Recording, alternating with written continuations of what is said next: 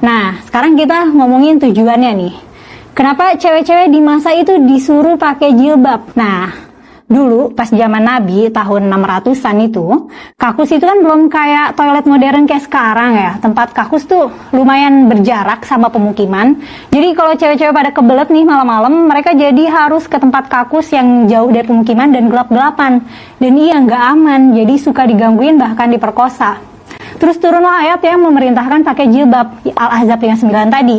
Katanya supaya ayyurafna fala yu'dzin, supaya bisa dikenali dan gak diganggu. Dikenali di sini itu maksudnya adalah dikenali sebagai wanita yang merdeka dan terhormat ya, bukan dikenali sebagai muslim.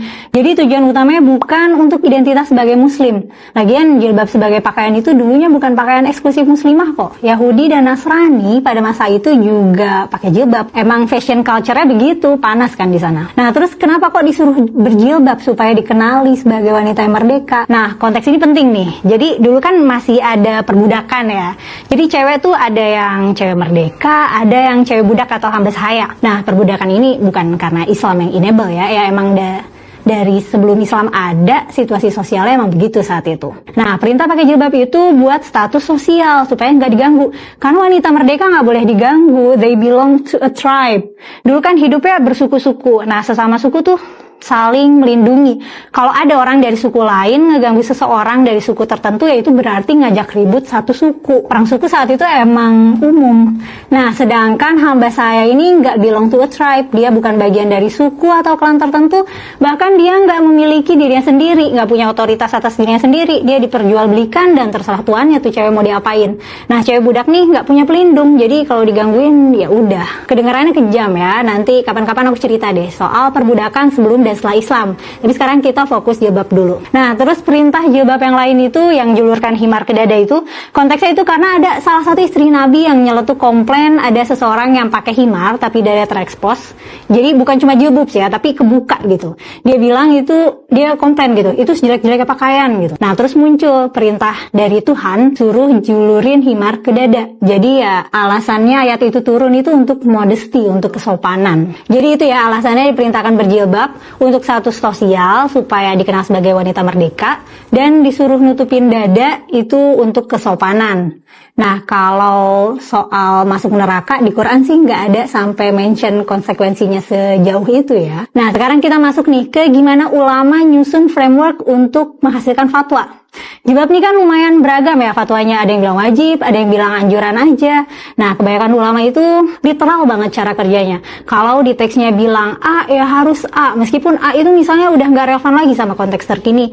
Ya, kalau teksnya bilang A, tetap harus A. Sementara itu ada ulama yang selalu mendahulukan konteks, jadi dilihat dulu nih, konteksnya masih relevan nggak?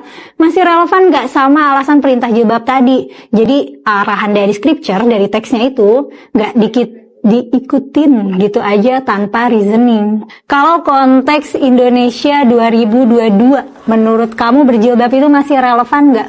Dan kalaupun relevan, alasannya relevan juga nggak sama alasan perintah jilbab di Quran? Soalnya ya, di beberapa situasi sosial, pressure untuk berjilbab itu tinggi gitu.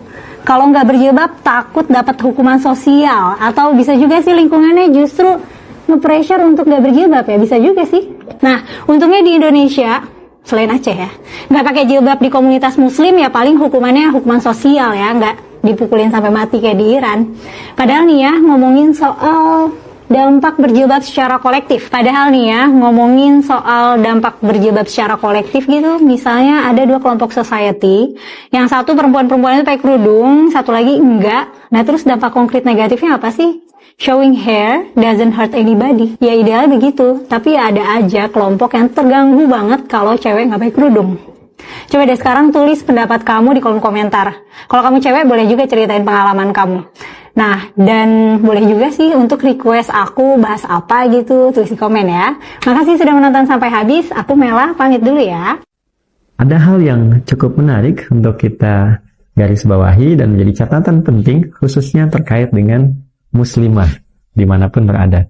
Itu diantara tanda-tanda ketakwaan, itu ada implementasi yang kita dapatkan dalam kehidupan berupa tanda-tanda yang Allah kenalkan langsung sebagai jati diri seorang muslimah. Kita beri contoh misalnya jilbab. yang dikenakan hanya oleh muslimah, tidak oleh muslim. Oleh perempuan muslimah yang beriman, tidak oleh laki-laki. Dulu saat di awal periode Nabi Shallallahu Alaihi Wasallam hijrah dari Mekah ke Yathrib. Nah, yang kelak Yathrib ini akan berubah menjadi suasana kota yang mencerahkan sehingga disebut dengan Al-Madinah Al-Munawwarah. Ya, kota yang mencerahkan, membawa perubahan cahaya-cahaya kebaikan. Dari yang tadinya kacau secara ekonomi, kemudian juga kacau secara sosial, dinamika masyarakatnya itu dekat kepada hal-hal yang kadang-kadang mengganggu ya stabilitas, permusuhan dan sebagainya. Maka Nabi Shallallahu Alaihi Wasallam ketika berhijrah, Allah berikan petunjuk pada beliau dalam durasi yang sangat singkat bisa merubah itu pada tatanan kehidupan civil society. Jadi masyarakat madani yang begitu baik, begitu rukun, begitu kuat akarnya, dan dalam tahapan-tahapan itu ada juga beberapa drama-drama yang terjadi. Apa di antaranya? Ada kebiasaan preman-preman di sekitaran Yathrib, ya, preman-preman di awal-awal masa Al-Madinah Al-Munawwarah itu jangan dikira nggak ada premannya, ada premannya, ya. Nah, itu suka ganggu perempuan. Khususnya kalau malam-malam perempuan itu ingin, mohon maaf, menunaikan hajatnya, dia keluar, ya, mencari tempat-tempat toilet umum, gitu ya, dalam kondisi di masa itu tentunya. Nah, ini seringkali ketika keluar malam itu mendapatkan gangguan dari preman-preman. Nah, penting diketahui teman-teman, landscape masyarakat pada masa itu, di era itu, dan Islam kemudian datang memberikan perubahan untuk mengarahkan pada kehormatan. Nah, di era itu perempuan terbagi pada dua bagian, pun demikian dengan laki-laki nanti, ya. Ada statusnya perempuan-perempuan yang merdeka, dalam status yang terhormat, ada perempuan-perempuan, juga saya khususkan perempuan, yang statusnya menjadi budak. Nah, di era itu perbudakan masih ada, ya, era jahiliyah bukan hanya di lingkungan masyarakat Jazirah Arab, sampai kita lihat di Eropa pun, ya, di Yunani pun, kemudian juga tempat-tempat yang lainnya perbudakan masih marak. Dan dahsyatnya Islam datang untuk mengentaskan semua sifat perbudakan itu. Makanya nanti kita akan lihat dalam hukum-hukum yang turun dalam keislaman termasuk hukum nikah, ya, salah satu manfaatnya, hikmahnya adalah nanti untuk mengentaskan perbudakan. Nanti zakat juga demikian, termasuk aspek-aspek yang lainnya, termasuk waris. Banyak sekali hukum dalam Islam untuk memberikan pencerahan bahwa perbudakan tidak diperkenankan dalam nilai keislaman. Jadi sebelum piagam PBB itu hadir, Islam jauh lebih dulu mengantarkan nilai-nilai kesetaraan dalam kemanusiaan dan nilai-nilai berkeadilan. Secara singkatnya adalah, preman-preman ini itu seringkali mengganggu perempuan-perempuan khususnya yang kalangan budak. Ya, apa di antara tandanya? Di kalangan budak ini tampil bebas. Di antara cirinya kepalanya nggak ada penutupnya. Jadi kalau mereka keluar malam tidak menggunakan penutup, kan?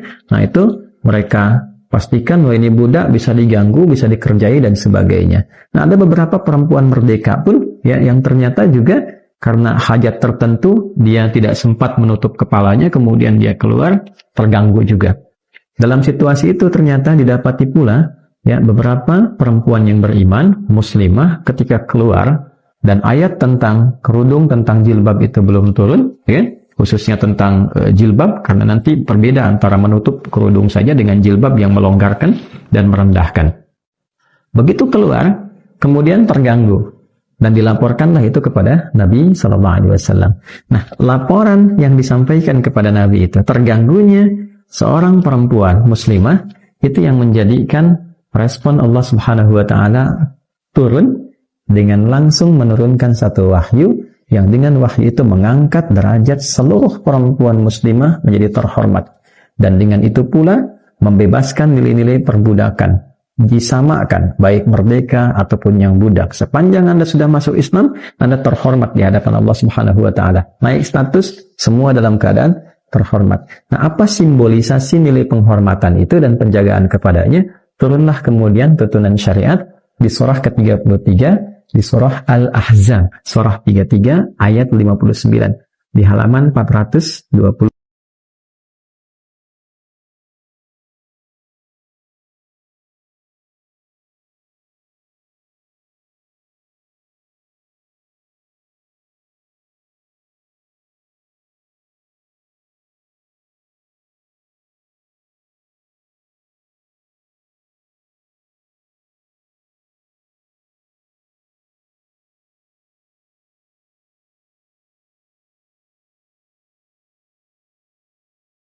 ketika disebutkan nabi, nah ini bukan hanya menunjuk pada pribadi, tapi membawa sebuah berita besar.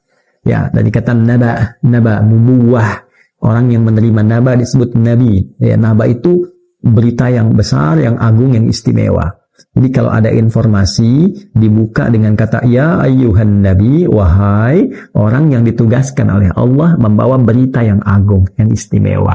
Ini tandanya ada informasi yang istimewa, yang agung. Nilainya tidak sama dengan yang biasa-biasa. Kan? Nah, ya ayyuhan nabi, duhai nabi, wahai yang ditugaskan membawa berita agung, yang istimewa.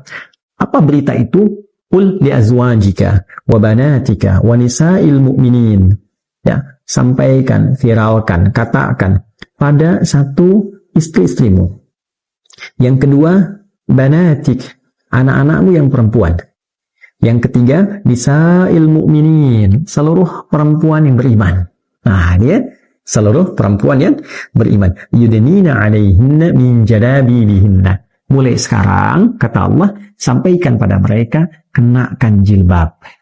Ya, jilbab yang bagaimana? Yudnina 'alaihinna min jalabibihinna. Bukan sekedar menutup kepada kepalanya, itu turunkan. Yang dimaksud dengan jilbab itu, yang menutupi bagian kepala rendah sampai ke nahar. Nahar itu ini, bagian dada ini ya, antara leher dengan di sini bawah, nah ini menutup ke sini sampai jalabi itu min juyubibihinna, artinya sampai ke sini.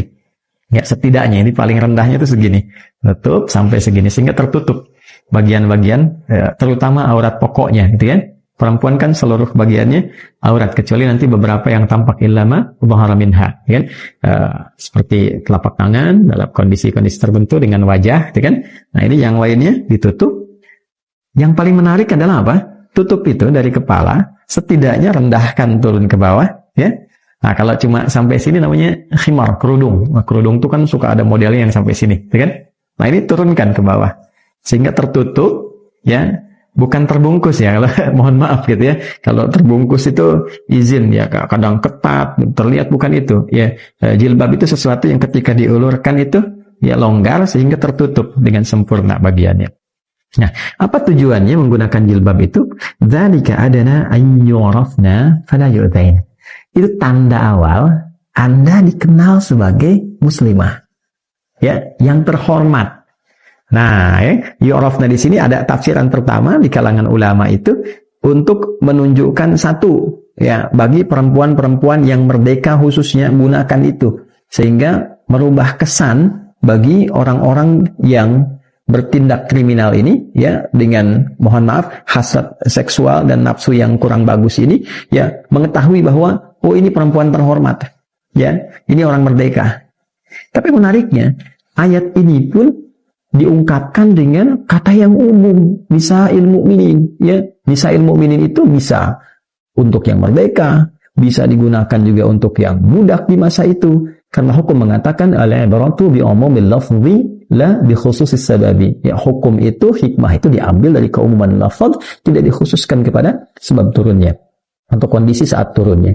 Maka ayat ini memberikan gambaran besar pada saat itu diturunkannya ayat jilbab, satu, untuk mengangkat derajat muslimah menjadi terhormat di hadapan Allah. Jadi ini hadiah nih. Ya, ini satu, ini hadiah dari Allah untuk perempuan, untuk muslimah.